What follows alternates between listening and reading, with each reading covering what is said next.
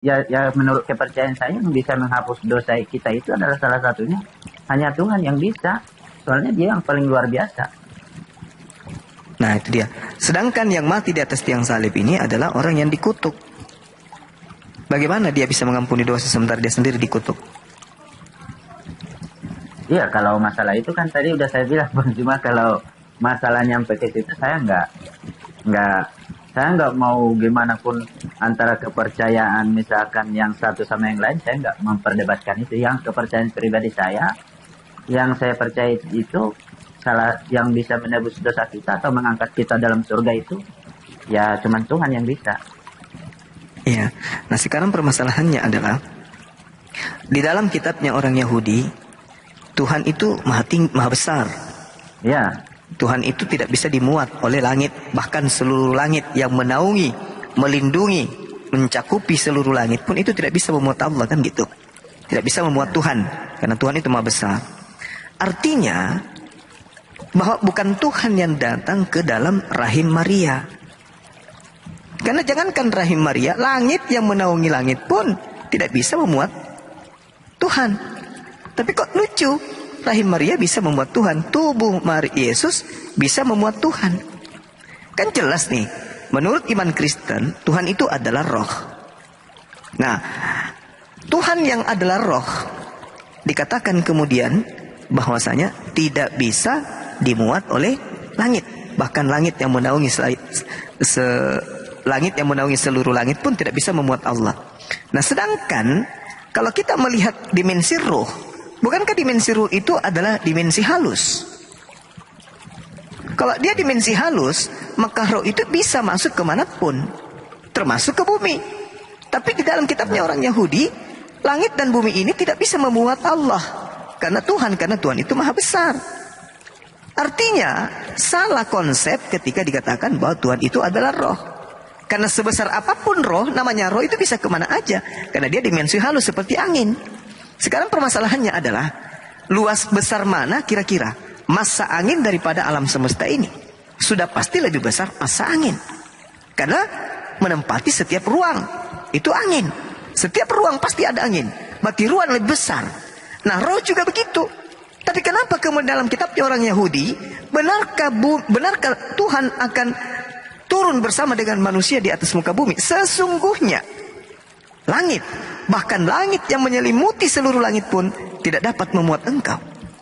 Coba. Sehingga manusia itu tidak bisa kemudian, sehingga Tuhan tidak bisa kemudian turun ke bumi karena dia maha besar. Berarti dia bukan roh. Berarti dia bukan roh. Karena kalau roh, sebesar apapun, roh akan datang kemanapun ia mau. Karena dia makhluk halus layaknya angin. Tapi buktinya, dia tidak bisa datang. Makanya Yesus mengatakan dalam Yohanes 5 nomor 37, Bapa yang mengutus aku, kamu tidak pernah mendengarkan suara, kau tidak pernah melihat dia, suaranya pun tidak bisa kau dengarkan. Artinya, Yesus bukan Tuhan, karena sudah dilihat, sudah didengarkan, tapi Yesus mengatakan, kamu tidak pernah melihatnya, kamu tidak pernah mendengarkan. Berarti memang salah fatal kalau Yesus ini dianggap Tuhan. Begitu juga rohnya. Karena rohnya itu bukan Tuhan, karena Tuhan itu bukan roh. Kalau Tuhan itu roh, berarti dia bisa masuk ke bumi. Tapi karena Tuhan itu bukan roh, maka Tuhan itu tidak bisa kemudian dikatakan jadi manusia. Nah, sekarang permasalahan yang kedua akan timbul. Dikatakan di dalam iman Kristen, di dalam Yohanes 4, Tuhan itu adalah roh, maka sembahlah dalam roh dan kebenaran. Kalau Tuhan itu roh, kita lihat dalam Yohanes 1 nomor 1. Pada mulanya adalah firman. Firman itu bersama-sama dengan Theos. Dan firman itu adalah Theos. Firman itu adalah Theos. Theos itu adalah firman. Theos itu telah menjadi daging. Yohanes 1 nomor 14. Roh itu telah menjadi daging. Coba. Roh menjadi daging. Ketika roh menjadi daging, yaitu Yesus, pertanyaannya, rohnya Yesus ini dari mana? Karena Tuhan tadi yang adalah Theos, yang adalah roh, sudah menjadi daging.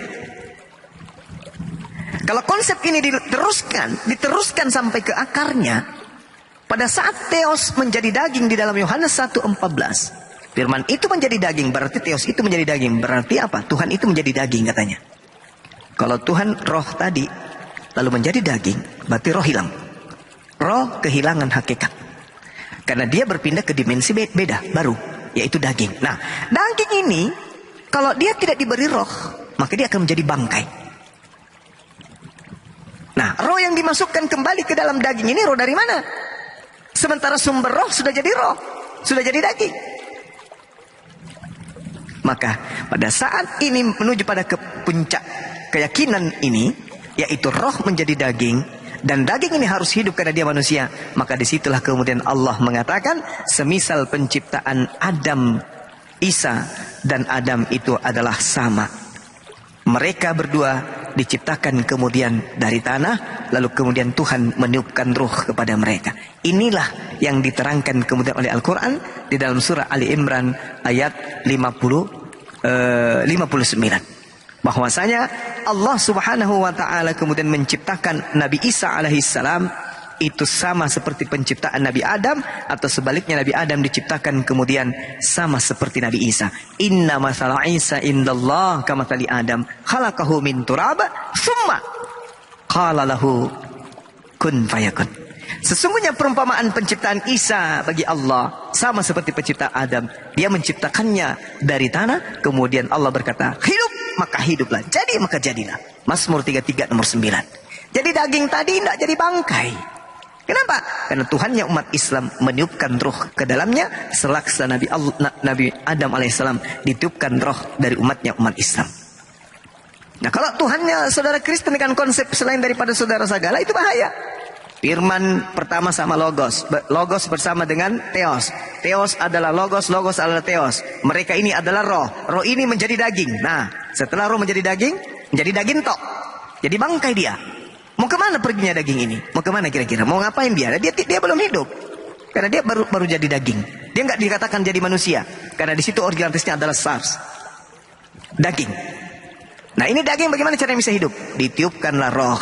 Datanglah kemudian malaikat Gabriel kepada Maria. Ditiupkan roh. Datanglah Roh Kudus, tiupkan kemudian apa yang diperintahkan oleh Allah kepada Maryam, itulah yang terjadi. Kepada Maria itu yang terjadi. Nah, ini celakanya kalau menggunakan konsep Tuhan itu adalah roh. Rohnya menjadi daging, selesai. Daging kemudian mau ngapain? Nggak ada roh. Akhirnya jadi bangkai. Seperti itu, Bang. Silakan. Ini teman kita semakin menggugur. Iya. Saya mau nanya ke Bang Juma. Boleh. Apakah sama menurut Muslim Yesus itu sama Nabi Isa itu sama? Menurut Muslim lah. Iya. Kalau kami ditanya, Ya. mohon maaf nih, kalau kami umat Islam ditanya, sebenarnya Yesus itu adalah nama palsu dari Nabi kami yang datang ke tengah-tengah Bani Israel. Kenapa saya katakan, Bang?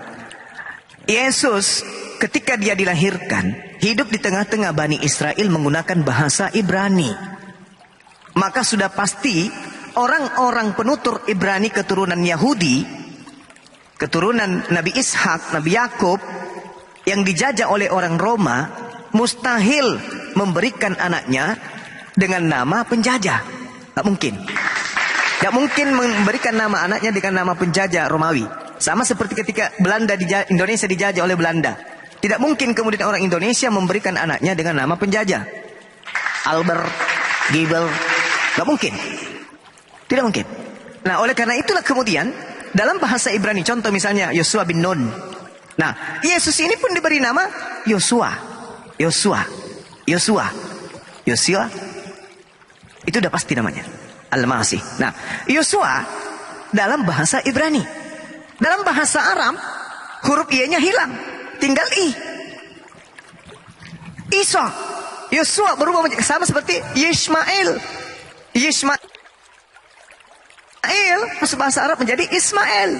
Yosua dalam bahasa Aramaik Isa, dalam bahasa Arab Isa.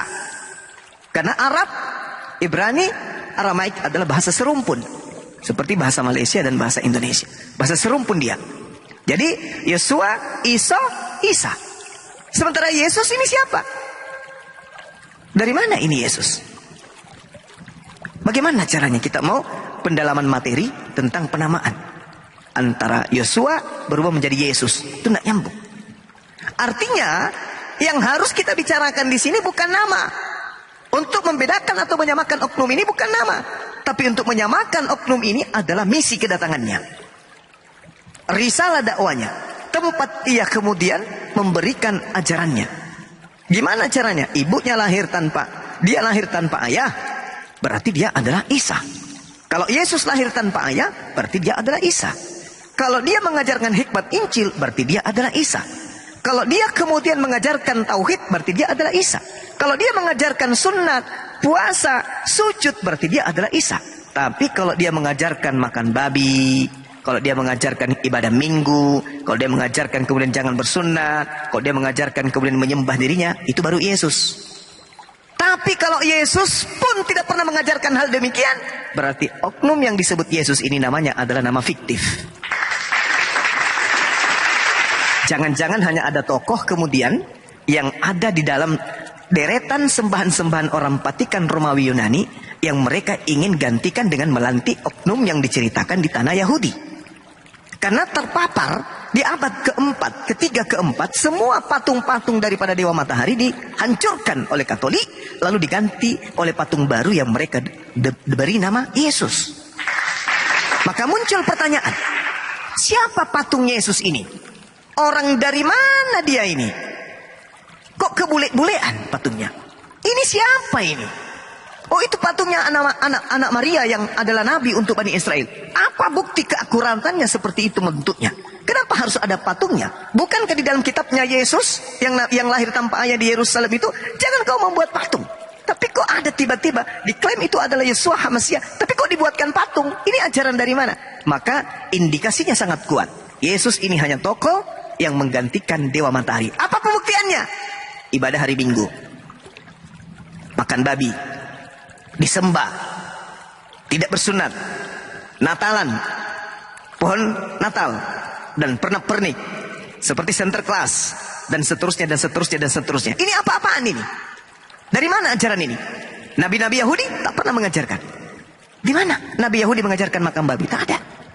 Di mana Nabi Yahudi keturunan Abraham mengajarkan jangan bersunat? Tak ada. Di mana diajarkan ibadah hari Minggu? Tak ada. Di mana diajarkan menyembah manusia? Tak ada. Lalu siapa yang mengajarkan masuk ke rumah ibadah tidak bersunat, tidak mandi junub, tidak wudhu? Siapa? Wallahu alam bissawab. Hanya orang-orang yang berakal yang bisa sampai pada poin itu. Jadi kalau saudara saya tanya, apakah Isa dan Yesus itu sama? Saya katakan, kalau yang dimaksud ini adalah orang yang datang kepada Bani Israel, mengajarkan tauhid la ilaha illallah, maka itu adalah Nabi Isa. Tapi kalau yang di Romawi, yang ada patungnya, maaf, antara Yesus dan Nabi Isa itu berbeda. Karena Nabi Isa tak punya patung, Nabi Isa tidak pernah mengajarkan menyembah dirinya, Nabi Isa tidak pernah mengajarkan makan babi, tidak bersunat, ibadah hari Minggu. Maaf, itu bukan Nabi Isa. Tapi anehnya, ternyata Yesus pun tidak mengajarkan pola-pola yang diajarkan oleh rutinitas ritual keagamaan Katolik. Berarti benar-benar Yesus ini cuma tokoh fiktif. Karena menyentuh Nabi Isa yang datang di tengah-tengah Bani Israel, Yeshua HaMashiach, kagak. Dan Yesus pun tidak pernah mengajarkan hal itu. Berarti ini hanya tokoh fiktif untuk melancarkan ajaran Romawi Yunani kuno kepada orang-orang setelahnya. Kenapa? Karena tak ada satupun di Indonesia ini orang Yahudi datang mengajarkan tentang Kristen, mengajarkan tentang Katolik. Semua yang datang ke Nusantara ini mengajarkan Kristen Katolik dari Barat. Ada apa dengan agama ini? Kenapa ada dari Barat? Apakah di Barat ada seorang nabi? Itu pertanyaan besar, tanda tanya besar yang sampai hari ini belum bisa ada yang memecahkan. Silakan Bang. Saidi Supran. Terima kasih Bang Juma. Sama-sama saudara. Siap. Salam toleransi, salam kedamaian. Ya. Salam kedamaian. Sama-sama Bang. Ya, ya. Oke Bang Handi. Oh iya. Ya semoga Teman kita tadi pergi turunnya. itu pergi dia. Iya. Mudah-mudahan dapat hidayah, amin. Amin, itunya. Tapi sebenarnya kalau saya perhatikan sini, cuman dia agak ada perimbangan, masih ragu untuk berterus terang. Itu sih kalau menurut saya. Ya. Karena apa ya? Apa yang kita informasikan ke dia, dia iyakan. Tapi di sisi lain, ya teman-teman di luar sana masih meyakini apa yang dia tidak yakini gitu. Ya segeralah Pak.